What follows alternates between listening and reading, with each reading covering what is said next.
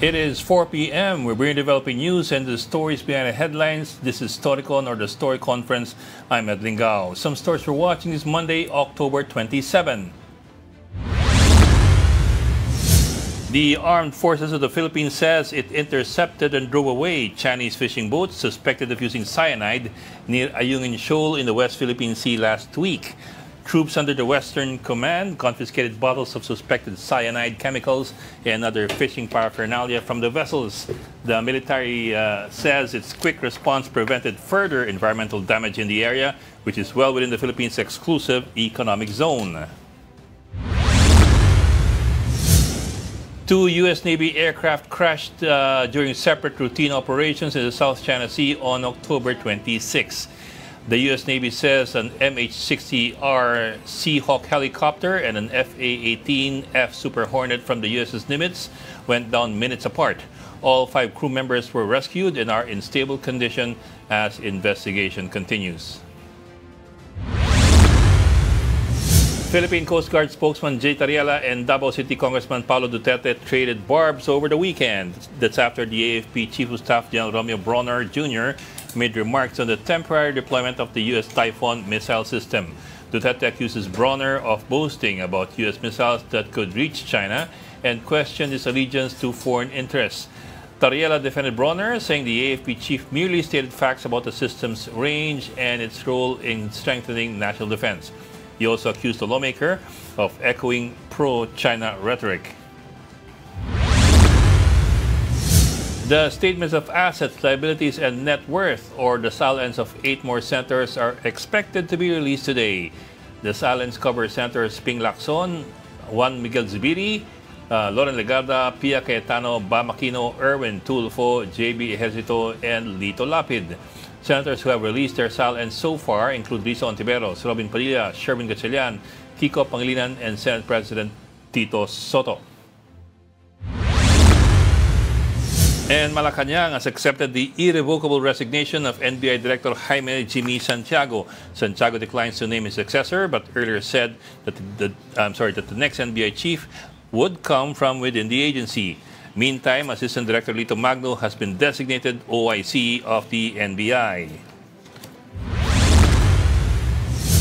The Office of the Ombudsman clarifies that its chief, Boying Remulla, has been cancer-free for a year and a half and remains in good health. The office's statement says that while Remulla indeed spoke about the diagnosis in the past, he did so before assuming his new office. In a recent vlog, Remulla told journalist Lucy Cruz Valdez that he was diagnosed with leukemia after undergoing a heart bypass surgery in 2023. Ombudsman Boying Remulla is not yet done with Senator Joel Villanueva and his 2016 dismissal order. In the same interview with former News 5 chief Lucy Cruz Valdez, he had this to say. Tama ba yun? Di ba? Pati hindi lumabas yan sa ating lahat. People of may interest sa taong bayan. Binoto natin ng tao. Tapos, ganon? Tatago mo sa amin yung totohanan? Hindi pa kami tapos. Pwede pa ba ma-reverse yun? Ulit? Hindi, pag-aaralan namin. We might have to refile the case. Oh, really? Wala naman double jeopardy yun eh. Meantime, Remulla has ordered 99 officials and employees of the Office of the Ombudsman to resign. In an order dated October 22, Remulla directed those appointed between May 29 and July 27 this year to step aside. These were during the final months of former Ombudsman Samuel Martires, whose 7-year tenure ended in the last week of July. Business and labor groups slammed the Marcos administration for its supposed slow action on the corruption scandal. The groups warned that public patience is wearing thin. They urged the president to take decisive steps such as filing charges, holding open hearings, and recovering stolen public funds to restore trust in government. For its part, Malacanang stresses that the administration is taking actions in accordance with the law and not rushing outside its legal mandate.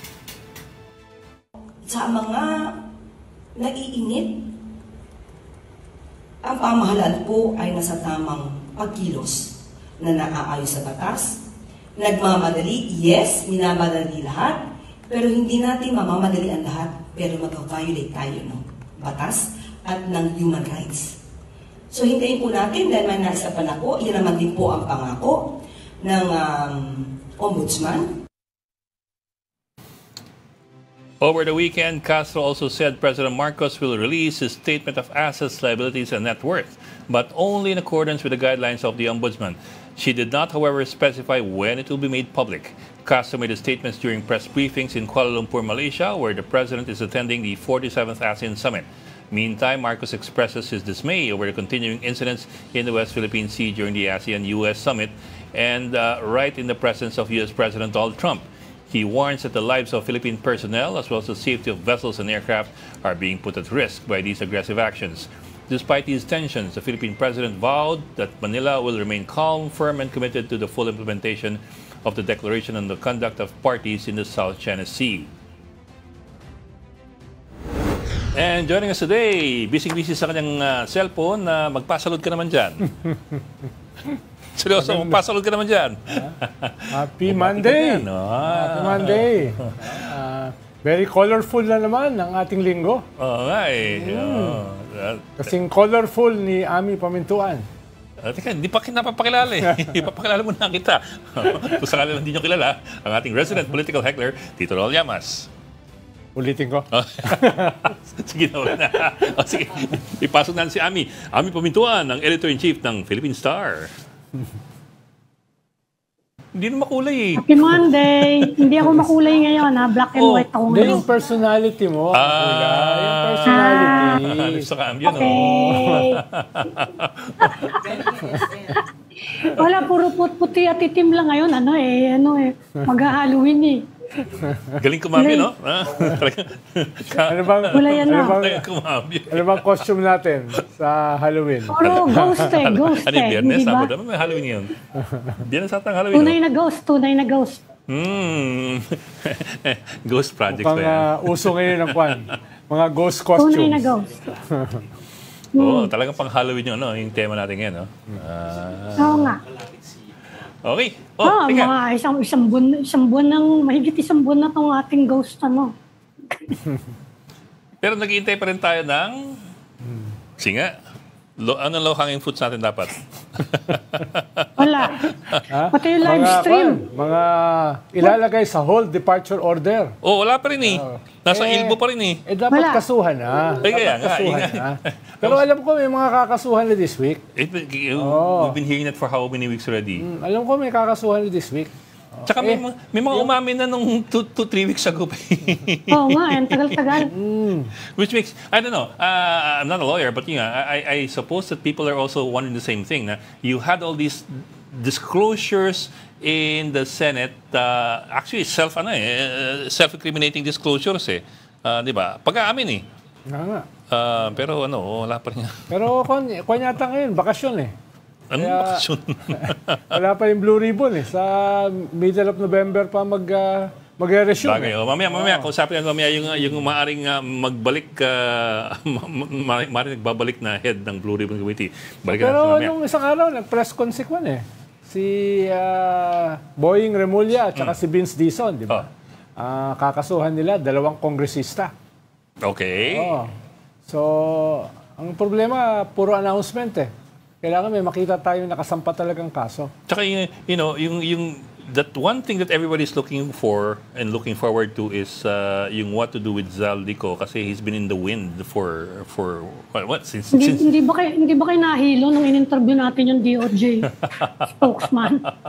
Nagpahikot-ikot tayo ron eh. Diba? You were trying to press him. So what's the plan? I mean, the guy's been in the wind since June. Hindi, ito sinasabi ni Boying. Kasi tinaas niya yung di ba? Gusto niya mas mataas yung evidence requirement para merong certainty of conviction. Which is the new standard. Kaya ang pinoproblema nila ngayon, dahil kahit pinakinggan din naman yung mga testimony dun sa Senate, wala yung direct di ba? Puro binigay sa mga aide yung pera. O kaya, kung sakasakali lang, mas madali-dali nga. Sabi nga ni Boying, madali yung malversation kung sakasakali. Saka, hindi yung direct na plunder na... Kasi plunder, kailangan patunayan mo na binulsa ko yan eh. Binulsa mo 50 million minimum. Threshold 50 million. Medyo mahirap-hirap siya eh. That's correct. Kaya mas madali daw patunayan. ang hinahabol yata nila, kung mahirap patunayan yung plunder, mag-ano na lang kayo, nung total sabi niya, malversation over 8.8 million, chinek ko na rin yung tama eh. Revised Penal Code, over 8.8 million, no bail pa rin yun, saka life term pa rin yun, yung parusa niya. Or the anti-graft So kung law, which also includes malversation, madali-dali, sa anti-graft, marami kang ano eh, malversation through falsification, mabigat siya eh. And Tapos kung anti-graft law several includes counts conflict of yan, interest. several counts, mas madali siyang patunayan at mas madali magsabit ng malaking tao. Hindi kailangan yung, eto, inabot ko to sa'yo. Unang-una, wala namang tatanggap ng 500 million pesos, ano? Puro cash eh. Saka magaling sila, hindi naman niya nilalagay sa pangalan nila kung sakaling digital transfer. So kailangan may iba kang kasong gagawin. Yun yung binubuo nila ngayon. I think at the very least, kasi you can start off with the cases that are not major and escalate. Pero baka wala kang maisampang kaso kung ang basehan mo ay certainty of conviction. Yun nga yung nature ng legal process eh. Di ba? Dahil meron kang prima facie evidence, pero hindi certain. No? Hindi, DOJ pa siya, tinaas na niya yung yung evidence requirement niya, di ba? Okay lang naman itaas, pero yung pag sinabi mong certainty of conviction, baka hindi wala ka yata na ma-file. certainty ginamit niyang word. But it's bigger than Yung tinaas niya yung gusto niya mga prosecutor, ito gawin niyo, mas malakas yung certainty Certainty na of naman. conviction. Mas malakas yung chance na lang na mako-convict. Ganun din yun eh. Yan. Hindi, iba yung chance, iba yung certainty eh. Aba. Certainty is May certainty. ginamit siyang term above yung requirement, Okay, yung okay, evidence sige. requirement. Chicken mo. Sige. Chicken mo na lang dyan sa iniba niya eh. Teka, Ami, yung guest natin Nilakasan niya nasa yung ano na. requirement. Yung guest natin na nakasalan na. Ipasok kayo natin kasi baka maputol tayo. Ha? Sige, Let's bring him in. Yes, of course. Let's bring him in. Yes. Okay, our guest for today, Senate President Pro Tempore Panfilo Ping Lacson. Sir, magandang hapon and welcome back to Storygon. Good afternoon, Hi, Senator. Senator. Magandang hapon, Ed, Sec Ronald, at saka si Ami. Magandang hapon sa ating lahat. Pag natatawag kang sec, napapalingon ako parati. Senator, para sa ating mga tigpakinig, ano ba ang naging main reason paano kayo nakabalik uli as chairman ng Blue Ribbon? Hindi pa kasi ang resumption ng session namin November 10. So kasi elected kami, lahat ng chairpersons, pati nga members actually, ine-elect yan sa plenaryo.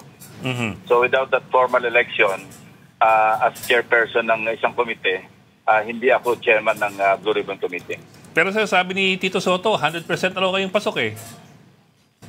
Kayo ba, have you agreed? Have you agreed with finality already? I mean, as far as you are concerned at least. Yeah, baka yun ang kanyang opinion dahil siguro nakausap niya yung mga ibang kasama. No? Pero hindi natin alam kung ano mangyayari kasi kung alam may mag-nominate, tapos may mag-object, dinaan sa botohan at hindi naman umubra. So, hindi ako babalik as chairman. Pero kung kayo po ang tatanungin, are you already willing to take on the task again? I mean, from your side lamang. From your side, are you good to go already? Yan ang sinabi ko sa kanya. If elected, then I will accept. Okay. Okay, so kung if you will accept at na-elect naman po kayo, kasi sabi nung minorya, okay naman daw sa kanila. I mean, yung mga pinaka-vocal doon. Sabi nila okay naman. Kung sakasakali, ano po ang pwedeng asahan ng mga tao sa next Blue Ribbon Committee when Senator Panfilo Lacson goes back as chairman? The earliest na pwede mag-resume yung hearing, November 14, Friday. Kasi siyempre, isa sa alang-alang ko bilang chairman, yung possible na plenary debate sa national budget. Kasi matatapos yata today or tomorrow yung lahat ng committee hearings. Sa ganon, pwedeng pagbalik namin, nasa plenary na kami. Priority yung national budget. Okay. Kaya ang pwede lang mangyari, may pakiusap na yung Friday, may bakante, kung sakali makapag-schedule ng hearing ang Blue Ribbon. Pero may balak ba kayong i-recommend na reforms o hindi pa pasok yun dyan sa budget deliberation? Ibang session na yon. Kasi marami kayong binabanggit nun na gusto nyong mabago sa budget process. Isasama pa yan dyan sa iba to, iba. Iba dun sa main budget hearing. Ang isang major reform na pwedeng magamit na naging output nitong mga hearing sa Blue Ribbon, yung bawal magsingit sa National Expenditure Program. Kasi lahat kami nabulaga, or at least karamihan sa amin nabulaga, na meron palang tinatawag na leadership fund na kung sa budget preparation phase pa lamang, may pakialam na pala yung mga lawmakers. Yun naman, hindi naman kailangan isa batas yun, dahil maliwanag naman yung budgeting process natin, nag-i-start sa budget preparation na exclusive domain ng executive branch, saka palang papasok yung legislation o yung authorization phase na pupunta sa Kongreso at babalik ulit sa executive yung tinatawag na implementation phase. Pagkatapos yung accountability na kung saan oversight function ng Kongreso, pati yung COA, ipapasok na. Senator, anong aasahan ng mga tao na highlights dito sa pagbukas ng Blue Ribbon session sa kailan ba yan? November 14? 14. Ano ba posibleng highlights yung aasahan nila? Ang bago lang development, kanina lang, na natapos na yung investigation na ginawa ng executive judge ng Manila at may resolution na. Ang kanyang rekomendasyon ay mag-file ng kaso ng, I think, falsification and possibly perjury against, of course, yung principal actor, si Orly Gutesa, dahil napatunayan na hindi real signature noong si Betsy Espera, yung notaryo publiko. Kasi sa kanyang investigation, nagpakuha siya ng mga specimen signatures ni Atty. Espera para i-match niya doon sa tinatawag na question document na kung saan nakapirma si nakapirma si Atty. Espera bilang notaryo publiko noong sinumpaang salaysay ni Orly Gutesa. So may findings na yon at I think nire-recommend niya ngayon sa prosecutor's office ng DOJ na magsampa ng demanda, magsimula ng preliminary investigation against Gutesa and those responsible for presenting his affidavit. Hindi ko alam kung sino yung saklaw nun. Ang Blue Ribbon ba, Senator, may pwedeng gawing sanctions dyan sa nangyari na yan? Parang binabastos yung proseso nyo eh. Meron bang mga parusa dun sa mga nagdala niyang witness na yan na posibleng tainted? Unang-una, lilinawin ko, yung sinumpang salaysay na sinagawa ni Technical Sergeant Gutesa sa Blue Ribbon Committee, valid yun. Dahil ito'y kanyang sinumpaan mismo sa harap ng komite. Walang kinalaman yung kanyang sinumpang salaysay, yung kanyang pahayag doon sa harap ng Blue Ribbon Committee, doon sa kanyang sinumpang salaysay na notarized. That's a different matter. Kaya lang, although valid yung kanyang sinumpaan salaysay at lahat ng kanyang sinabi, dahil ang presumption doon, sinumpaan niya, kaya pawang katotohanan lamang yung kanyang sinalaysay doon sa pagdinig. Pero, ang issue doon is yung kanyang credibility. Kasi tinanong siya doon kung sino yung notaryo, sabi niya, siya mismo ang nagpanotaryo kay Atty. Espera. So ang magiging issue, yung issue ng credibilidad. Na kung nakapagsinungaling siya doon sa isang bagay na importante rin, dahil ang pinresentan niya ay isang notarized affidavit. Pero sir, at kung sinasabi niya siya mismo ang nagpanotaryo kay Atty. Espera, dapat yun ang katotohanan. Pero lumalabas ngayon at ito'y mismong resolution ng executive judge ng Manila RTC ang nagsasabi na kasinungalingan yon. Medyo may tama yung kanyang credibility. Now, bahala na yung mga miyembro ng committee.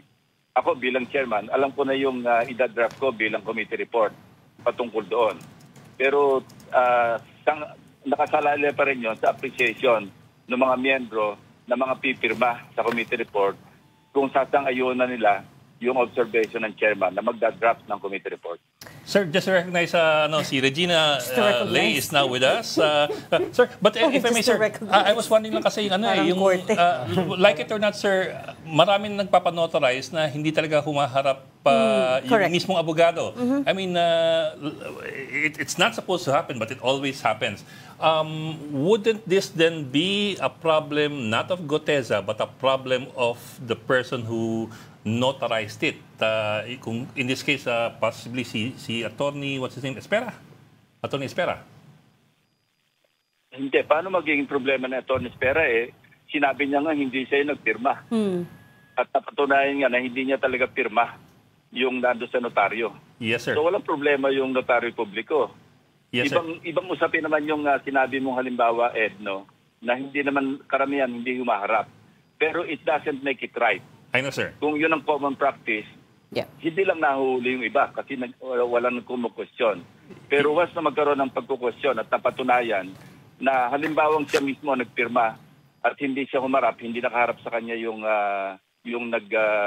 nag-swear sa kanyang sinumpang salaysay, may pwede siya ma-disbar, ma-suspend, ma-sanction ng Supreme Court. I understand, sir. But what I mean ng is that... IDP. Yes, sir. I understand, sir. But what I mean is that more often than not, hindi yung abogado mismo yung humaharap dun sa nagpapanotarize. Minsan yung nagpapanotarize, siya mismo yung nandun, pero minsan yung secretary or clerk lang ang nandun, and the person may not know who is Attorney Espera from Adam. Well, matter of defense. Pwede sabihin ni Espera, akala ko yung kaharap ko si Attorney Espera. Akala ko yung nagpirma nung sa aking sinumpang salaysay, si Attorney Espera. Depensa yon ni Orly Guteza. Pero the fact remains na hindi signature ni Attorney Espera na malinaw na dahil tapos na nga yung investigation na sinagawa ng Manila RTC, ng executive judge. So established fact na yon. Dahil natatandaan ko, humingi pa nga siya ng kopya ng ilang specimen signatures kasi may mga sulat sa amin si Attorney Espera. Pinadala namin sa kanya. At ito'y pinadala niya sa NBI para ma-subject sa forensic examination. Ma-examine ng handwriting expert. At yun ang lumabas na resulta. Na hindi mismo talagang pirma o standard signature, hindi tumutugma sa standard signature ni Attorney Espera. Yung pirma sa affidavit na sinumite ni Guteza sa Blue Ribbon Committee. Senator, let's move on.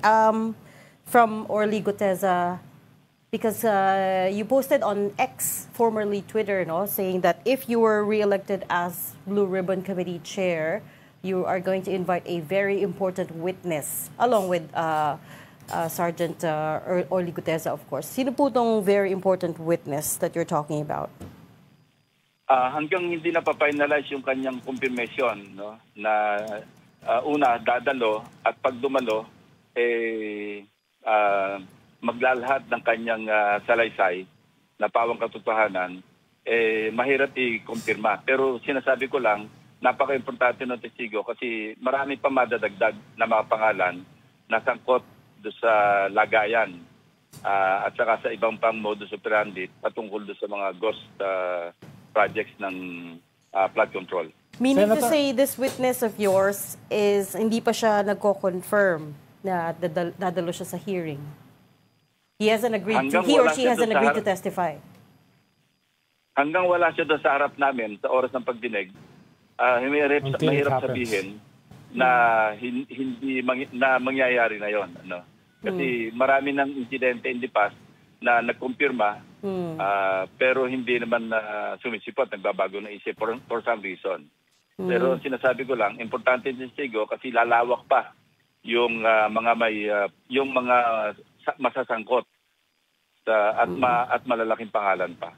Senator, ibabalik ko lang kay Guteza dahil nakadikit ito dun sa isang mahalagang usapin sa Blue Ribbon, yung posibleng imbitasyon kay former Speaker Martin Romualdez.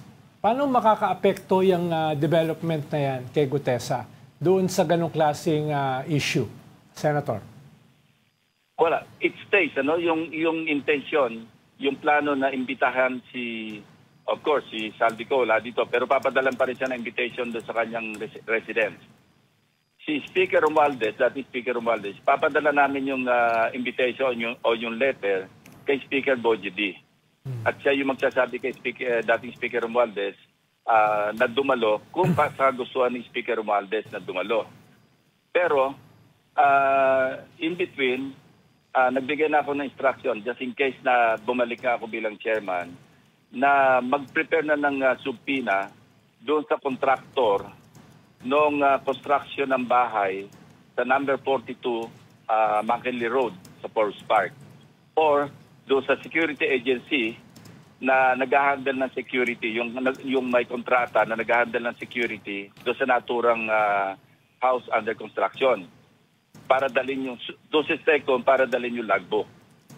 At kung makapag-testify sila na talagang indeed during the period between December 2024 hanggang August 2025, may mga dumating ang convoy ng mga sasakyan doon, for some reason, makaka-reinforce doon sa salaysay na ginawa ni Orly Gutesa na nag-deliver sila doon.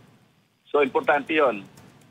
Kung madadala yung logbook at magtestify yung may dala ng logbook, na totoo nga sa ganitong period, sabihin natin merong specific date or dates between December 2024 and August 2025, mahalaga yon.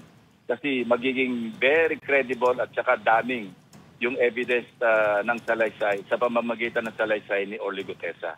At kung wala naman sa logbook, walang dumating doon na convoy ng mga sasakyan at may testimony na wala talagang dumating doon, bagsak yung credibilidad altogether ng salaysay ni Orly Gutesa. Senator, missing in action si Orly Gutesa. Baka may balita ka, he's a former Marine. May mga kontak ka dyan sa military. Nasaan kaya siya? Madali ba siyang ma-summon kung sakasakali? Pinacheck ko na yung mga addresses at katunayan, humingi ng tulong nga yung RTC Manila.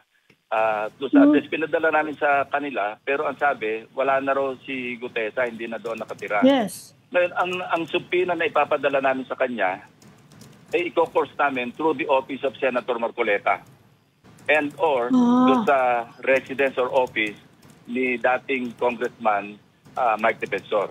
Kasi sila naman ang nag-present, lalo si Senator Marcoleta. Kaya sana alam nila kung paano makontak.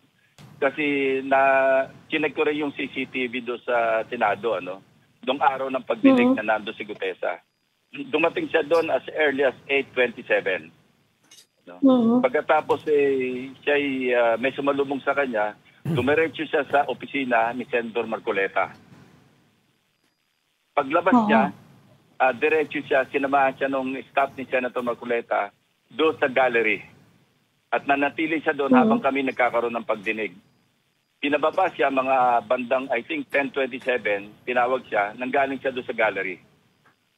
At bumaba siya. So, ganong kalawak yung pakikipag-ugnayan ni Sergeant Gutesa kay Senator Marcoleta. Kasi maaga siyang dumating, pumasok sa opisina ni Senator Marcoleta. I think he stayed there for around, kung di ako nagkakamali, mga around 30 minutes.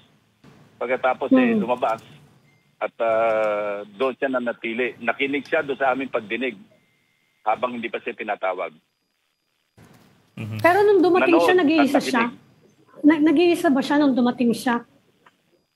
Parang may kasama siya. Hindi ko sigurado kung kasama niya, pero may kasabay siyang pumasok. What? Kasi sabi ni Senator Marcoleta, hindi rin daw niya alam kung nasan Pwede naman tayo humingi ng tulong doon sa mga kakilala namin, mga dating nasa serbisyo ng mga Marine officers na baka sakali makatulong para lang maka-shed light, mas makapag-shed light doon sa kanyang sinumpang salaysay. Ngayon, kung hindi sa makita, i-appreciate na lang namin yung kanyang sinumpang salaysay on its face value, on its face, Kung ano yung face value ng kanyang sinumpang salaysay, yun ang magiging part ng record. At ulitin ko, valid yung kanyang sinumpang salaysay regardless of kung pinalsify niya yung notaryo, valid pa rin yun. Kasi aside from the affidavit, sinumpaan niya pa rin yun doon sa harap ng Blue Ribbon Committee. Yes, sir. What prompted you, Senator, to check the CCTV of the day that he showed up at the Senate? Ano po yung hinahanap niyo? Hinahanap ko lang kung sino yung kasama. Kasi nga nawawala siya Baka kakilala ko yung kasama niyang pumasok, matanong kung nasaan siya, saan pwede makontak. Yun lang nag-prompt sa akin Kaya sabi ko, tingnan nyo nga kung sino yung kasama niya na pumasok siya. Hanggang ngayon, tingnan namin kung ma-identify yung kasama at baka sakaling makatulong sa pag-locate sa kanya. Actually, nung sinumon siya doon sa DOJ at hindi sa sumipot, doon ako nakapagbigay ng bilin sa aking mga staff na tingnan nyo nga yung CCTV, baka sakaling makatulong tayo sa DOJ sa paghahanap kay Gutesa. Si Senator Marcoleta has no idea of his whereabouts because that was his witness, di ba? I don't know. Hindi kami nag-uusap dalawa eh. Sir, anyway, Pero yun ang sabi ni Senator Marcoleta, hindi daw niya alam. Senator, due diligence nyo ba yung background niya? Parang colorful yung background niya. Naging security siya daw, allegedly, ni Saldico, ni Vice President Sara Duterte, etc. Parang marami siyang pinagtrabahuhan. Yung ba ay na-check na? Yes. Nagsagawa ko ng RCBI, record check saka background investigation. At alam mo, surprisingly, pardon the word, pero ako mismo, nakita ko at saka pakipag-ugnayan doon sa mga nakakilala sa kanya, maganda yung kanyang service record. No? Masipag at saka efficient at saka diligent sa kanyang trabaho noong siya nasa Philippine Marines pa. So yun ang napag-alaman ko sa kanyang service record. Yung kanyang service reputation sa Philippine Marines, maganda. Sir, nabanggit nyo yung Manila RTC Executive Judge maaaring magsampa ng reklamo against Gutesa and those who presented this affidavit. Kasama ba doon o masasabit ba doon for example, si former Congressman Mike Defensor at si Senator Marcoleta? Or they're not included in that consideration? Hindi siya ang magsasampa ng reklamo. Nire-recommenda niya sa prosecutor's office o sabihin natin sa DOJ na magsagawa ng preliminary investigation. Dahil pwede maging liable sa falsification si Sergeant Gutesa and others responsible for presenting his affidavit. Ang question dito, bukod kay Gutesa, yung affidavit mismo. Yes, sir. Pero I think medyo sa tingin ko lang kasi layman, medyo stretch yun kasi wala naman personal knowledge yung nagpresenta sa kanya. In this case, si Senator Marcoleta o si Mike Defensor man na hindi talaga properly o hindi notarized ng proper notary public yung salaysay ni Gutesa. Okay. Tinanong nga siya ng pagdinig na ikaw ba mismo nagpanotaryo? Ang sagot ni Gutesa, opo. Ako mismo nagpanotaryo na purportedly kay Atty. Espera. Na agad-agad naman tinanggi ni Atty. Espera. Kaya nga nagbigay daan doon sa executive judge na magsagawa ng investigasyon. Kasi nakikita niya merong violation. Kasi may exclusive jurisdiction ang executive judge na maski anong syudad o bayan man o kung saan man na magsagawa ng investigasyon patungkol sa mga violations ng notarized documents. So you were able to confirm that maganda yung record niya when he was still a Marine, but is it correct to say that at this point we have not proven without a doubt that naging security consultant nga siya ni Congressman Zaldico? And others. And others. Correct? As per his sinumpang salasa, yes, sinabi niya. Hindi, pero outside of the statement, affidavit ni Gutesa, wala pa pong ibang evidence. We have not proven at this point without a doubt that he served Zaldico at that time, that he said he did. Walang corroborative na statement o document na nagsasabing siya nga ay nagsilbing security detail ni Zaldico at kung sino-sino pa man. Senator, balikan ko lang yung budget. Yung sinasabi nyo na gusto nyong reform doon sa wala nang pwedeng mag-insert na during the NEP. Sa tingin nyo, yung mga kasama nyo dyan sa Senado will go along with it?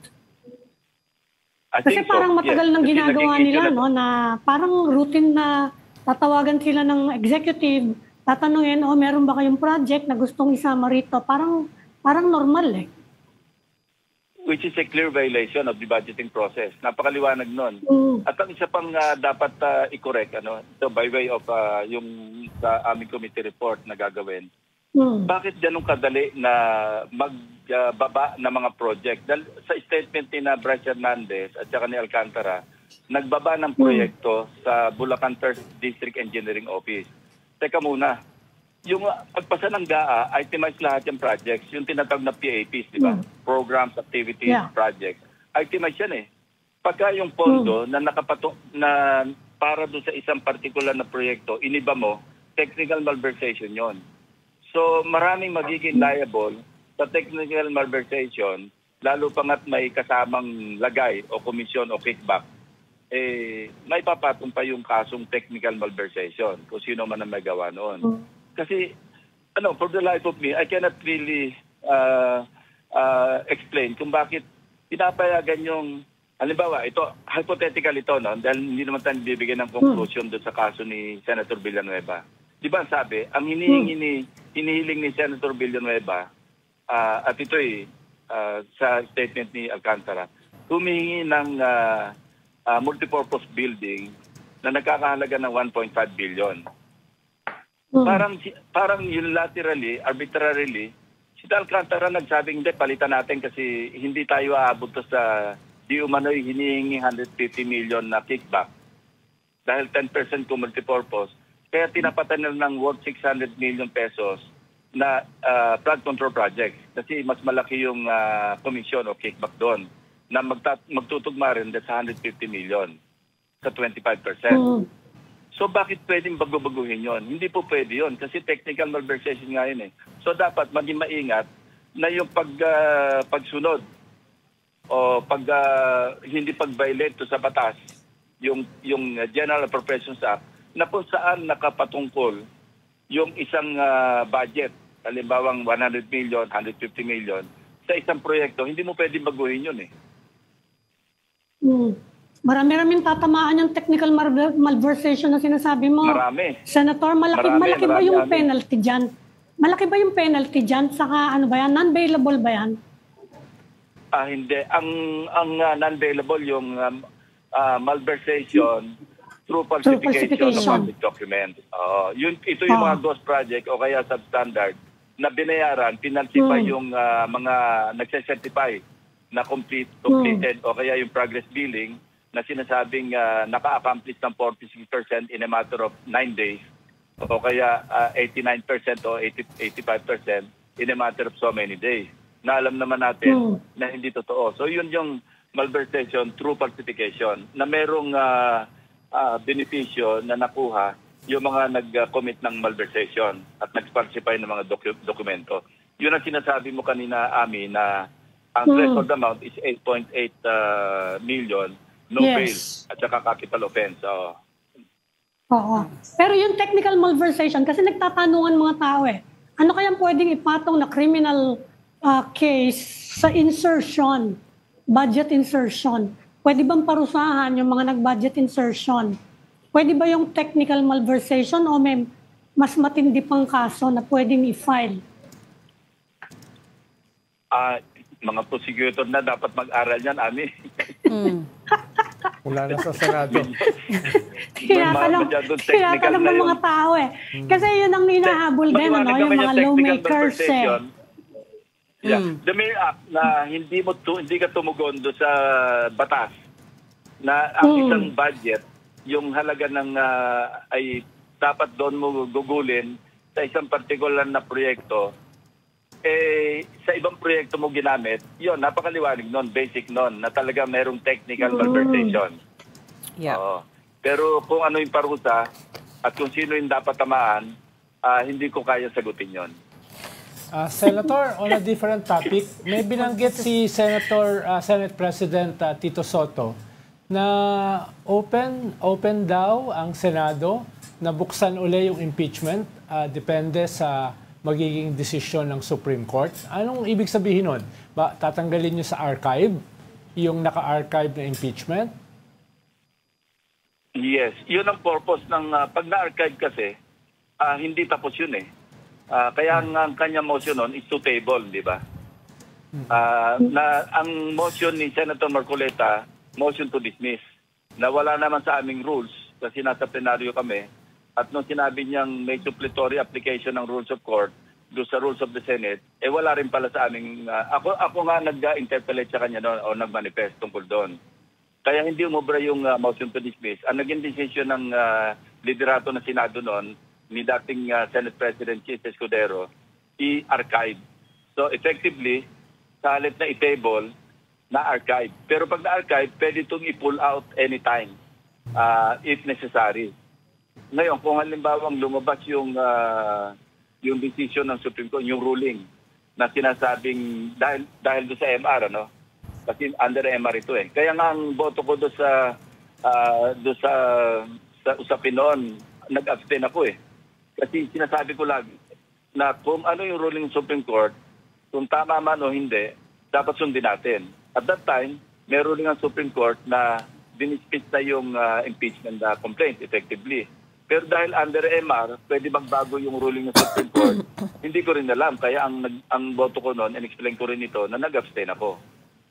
So kung sakaling ang ruling na lalabas, babalik na rin, i-reverse ng Supreme Court yung kanilang naunang ruling tungkol sa impeachment at sinabi nilang matuwid lang na ituloy impeachment, then aalisin o ipupull out sa archive yung impeachment complaint o yung i-final o tinransmit ng lower house sa Senate. So tama yung si Senate President Soto, pwedeng ituloy yung impeachment, depende sa ruling ng Supreme Court sa MR. But would that, sir, require a majority vote or is that automatic? Majority vote. So, okay. Kasi imomove yan eh. Anything that na subject sa motion sa plenaryo, isa-subject sa botohan. Okay, so... Which is why you said mahirap din, the process. Sir, if there are no other follow-up with the impeachment, if okay lang balikan ko yung witness nyo for the next Blue Ribbon Committee hearing, of course, I understand na ayun yung pa pong mag-commit until the person is in front of you, but you also said he or she will implicate more people. Malawak pa yung investigation. Can you give us an idea of how much wider this could become? Medyo malawak-lawak. Mga hindi lumalabas sa mga naunang hearings, may lalabas na mga bagong pangalan at saka medyo malaking pangalan. I mean, higher than House Speaker and Senate President, sir? Regina, let's leave it at that. Ano? Kasi pag nasa harap na namin yun, marinig naman natin lahat yun eh. We only have to wait until November 14. Okay. Marinig natin yan. Kung sakaling haharap siya doon. Yeah, but yun na nga eh. Pero all indications, ang all indications naman, it's a go eh. Okay. It's a go at this point. Sir, ilang syllables joke lang yun. But so marami pang names. Are we talking lawmakers? Are we talking contractors? Are we talking businessmen? Or lahat? Mas magandang hintayin na lang natin kasi baka mausog. Mausog. Okay. Baka mausog. Masisi pa kayo Balikan pag ko na lang yung nausog. budget. Sige na nga. Balikan ko lang yung Okay, budget, yung thank you, sir. unprogrammed appropriations. Ano kaya pwedeng compromise doon? Kasi pati Malacanang sinasabi, dinidepensa ng Malacanang pati yung unprogrammed, hindi daw pwedeng wala nun yung budget. Anong nakikita niyong possible compromise? Because you were recommending na i-abolish completely yan. Di ba pwede i-abolish na lang? Uncompromising kami dyan. Yung Senado, uncompromising. Senator Win Gatchalian. And by the way, Yeah. I take my hat off. Ako, I'm sorry, I wasn't able to attend the committee hearings kasi nag-undergo ako ng surgery cornea, medyo nagkaroon ng complication kaya parang na-immobilize ako for 2 weeks. But si Senator Sherwin, in fairness to him, handled the committee hearings very, very well. Naisip ko lang, pag tuwing nanonood ako ng pagdinig niya, para bang move over, Senator Lacson, nandiyan na si Senator Gatchalian. Ang ganda ng kanyang pag-handle. At saka maganda yung kanyang pag-aaral. Actually, yung scrutiny niya, napakaganda. Marami siyang nailabas na mga maanumalya, na questionable, mga red flag. Ang dami niya nilabas. So really, I take my hat off kay Senator Sherwin. Now, yung unprogrammed, uncompromising kami dyan. Senator Gatchalian, Senate President Soto, and most of our colleagues, at least in the majority. Tatanggalin namin yung unprogrammed. Especially, nagtira yung House, naglipat sila sa unprogrammed appropriations ng mga ayuda. I think, naiwan doon sa mga 42 billion. Tatanggalin namin yon. Mahabang usapin to pagdating sa BICAM, pero nagkakaisa kami na hindi po pwedeng nasa unprogrammed fund or a program appropriations yung mga ayuda. Ilagay natin sa regular item, sa regular budget. Ang ititira lang namin doon, yung foreign assisted. No? Total, doon naman sa, ang unprogrammed appropriations kasi, Ami, is under the special purpose fund. No? Ito yung main item eh. Ang special purpose fund, nandyan yung tinatawag na contingent fund. Yung QRF, yung quick reaction fund. Kasi hindi naman natin alam kung ilang bagyo darating, gaano kalakas ng kalamidad eh. So pinapayagan talaga yun na maging lump sum at nandoon yon. At 3 lamang yung papayagan provisions dyan. Na ito iniba ng House of Representatives, pati na Senado, doon sa 2024 budget. Kaya nga pati yung PhilHealth na pondo, napakailaman. Kasi 3 lang yun eh. Pag merong excess collection, excess revenue, remember, hindi lang excess revenue, naka-specify doon, non-tax revenue. Yeah. Hindi yung excess revenue sa mga tax revenue, sa non-tax revenue lang. Pangalawa, pag may accompanying revenue measure. At pangatlo, may approved loan. Ang ginawa noong 2024, kaya nagsimulang lumala yung budget, dinagdagan nila ng GOCC. Ang PhilHealth, GOCC yan. So, alam mo, pag sinabing non-tax revenue, na ito yung isang requirement para makapag-realign ka from unprogrammed to program. Kasi may excess revenue ka from non-tax. Hindi naman nito baliktad. Sa halip na mag-augment sa pondo ng PhilHealth. Dahil yung sa non-tax, yung PhilHealth pa kinunan. Now, yung hindi namin papayagan na mabalik yung extra provisions. Kasi unang-una, pag sinabi mo GOCC, yung PhilHealth, covered dito ng special law. Yung sin tax. Kasi may earmark dyan eh.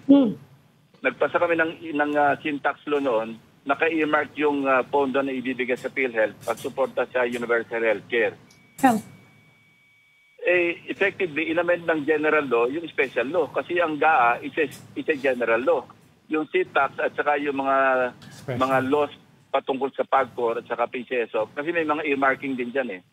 Para effectively, inamend ng GAA by way of the special provision na dinagdag do sa 3 requirements. Ang pang-5, dinagdag nila foreign assisted. Plano pang pakialaman, pati yung foreign assisted projects, gusto pang pwedeng galawin at ilipat do sa mga items do sa program. Now, yun lang aming papayagan. Pero lahat ng program appropriations, alisin namin yun. Medyo malaking bakbakan ito sa quote-unquote pagdating ng BICAM. Pero kaya nga napaka-importante ng transparency. Yung i-open namin sa publiko, every step of the way, yung buong budgeting process, i-open out to public. At ito, nagpasa na kami ng Senate Concurrent Resolution. Wala isang counterpart sa House. Kaya we will encourage the House to pass their own version of the concurrent resolution para nang sa gano'n, nagkakaisa kami. So, sa concurrent resolution, lahat ng ano yung amendments na concurrent gagawin resolution? Na transparent. Na lahat ng amendments, hindi pwedeng isusulat lang sa toilet paper o kaya sa yellow pad. Kailangan ito naka-record at saka transparent. Sa floor namin i-manifest o kaya i-move na ay parang sa regular regular mga bills na pinapasa namin. Sa plenaryo namin i-introduce ang aming mga amendments at doon tinigbobotohan namin isa-isa. Mga individual amendments yun. Sa budget, hindi ganun ang nangyayari. Before approval of second reading, nagbibigay lang yung individual members, individual senators ng kanila mga amendments, individual amendments sa chairman ng Finance Committee. At ito yung hindi nakikita na maski yung kapwa senador hindi alam kung ano yung amendment na in-introduce ng aming mga colleagues. Ngayon, iibahin namin yon. Kung hindi man ma-introduce individually o personally doong mambabatas o ng senador, ang magmamanifest mismo ng amendment, yung Finance Committee Chairman. Sasabihin niya na ito ay amendment na pinopropose ni Senator so-and-so. Nasa ganun, maliwanag, madaling i-trace. Kasi sa ngayon, alam natin merong 150 million, 100 million na ginamit sa flood control. Wala namang aamin na kanila yung amendment o kanila insertion Kasi hindi matitrace back Pero ngayon, madali na makita kung magpapatuloy yung tinatawag namin transparency, doon sa pagbalangkas ng national budget. Kaya mahihiya ngayon at magkakaroon ng responsibilidad yung proponent o yung mga proponents ng mga amendments doon sa kanilang mga insertion o amendments. Remember, kaya clarify ko lang kasi ito isa sa pinagtampo ng aking mga kasamahan. Ang insertion per se is not illegal. Ang insertion, ang euphemism nito is amendment. Tinatawag lang na insertion kasi nga, ang nangyari noong 2025, sa BICAM isiningit. Wala ito sa version ng House, wala sa version ng Senate. Pagdating sa BICAM, di ba nga, sinasabi, nag-iisa si Senate President Escudero na nag-introduce ng amendments in the amount of insertions in the amount of 142 billion. Sir, At ito inassign na lang sa mga senador, naghati-hati, na ito yung nasabi ko na rin na may mga insertions halos lahat, na ito yung kinatampo nila. Wala namang masama sa insertion, lalo pa nga, at hindi naman alam hindi naman responsable yung individual senators doon sa mga insertions na yon. Na i-assign lang sa kanila yon. Yeah. So walang masama kasi amendment yun Pero ang magandang nangyari rin, if we may call it that, na parang blessing in disguise, catharsis nga ito na parang nag-aandego tayo sa catharsis in a way, Napunta, nangyari lahat ito, flood control projects, may mga kasuhan, pero nagising tayo yung damdamin natin. Parang nagising. Na ngayon, maingat tayo ngayon sa pagbalangkas ng 2026 budget. Oo. I was gonna ask a follow-up question about unprogrammed appropriations, but then again, the director in my ear said last question na daw sa akin. So, I will ask what I wanted to ask earlier then about Senator Joel Villanueva. Of course, mukhang hindi na i-enforce ng ombudsman, the new ombudsman, yung dismissal order ng 2016. But have you, meaning the Senate leadership, received the, what do you call that, memo, decision from former Ombudsman Samuel Martirez? And kailan niyo po natanggap yung decision na yun to begin with? And I'm sorry if you guys talked about this before because I was on leave. But si Remulla ang nagsabi na hindi pa tapos yun. Hindi pa tapos. Okay. So have Hindi you pa niya inatas. kayo po as Senate President pro tempore? Regina, unang-una, kasama sa mga exemption, yung members ng Congress. Walang, hindi pwedeng i-dismiss kasi pwede mag-recommend yung ombudsman sa Congress para isa-ilalim sa ethics complaint o ethics case yung sinasabing lang i-dismiss nila. Kasi mga impeachable officials, members ng Congress, judiciary, yan ang hindi saklaw no mga dismissal order Section o suspension 21. order ng ombudsman. No? Okay. So malinaw yon na recommendatory yung kanila kung gusto. But then again, in the case of Senator Villanueva, meron din kaming sa rules sa ethics namin. Ang jurisdiction lang ng ethics committee ng Senado, yun lang offenses allegedly committed while they serve as senators or we serve as senators. Yung offenses allegedly committed before we became senators, walang jurisdiction yung ethics committee. Kaya nga even nga yung kaso ni yung ethics complaint against dating Senate President Escudero na yung nakatanggap ng campaign donation. I don't think we have jurisdiction over that case. Kasi he was governor when he was running for senator. So yung sinasabing infraction, yung sinasabing, well, yung criminal case, ibang usapin yon. Pero kasi may nag-file ng ethics complaint against him dahil patungkol doon sa campaign, receiving or accepting campaign contribution from a contractor. I don't think meron jurisdiction ang ethics committee over Senator Escudero in this particular case. And in the case of Senator Villanueva, kung merong ethics complaint, assuming na valid yung kanyang dismissal at sinailalim sa ethics complaint, hindi naman siya senador nun Congressman siya nun So wala rin. Wala nangyari. So, yeah. No, walang jurisdiction actually. Pero yung criminal case, ibang usapin yun. Yes, sir. Admin lang. Okay. Sige. Sir, pasikit na lang isa pa. Sir, just to be clear, kasi I got a bit confused kanina eh. Dun sa unprogrammed funds, unprogrammed appropriations, kasi at least half of it is for necessary projects eh. Were you saying kanina that you'll allow it or kahit yun hindi nyo titira? No, we will not allow it. Not allow it. Foreign assistance.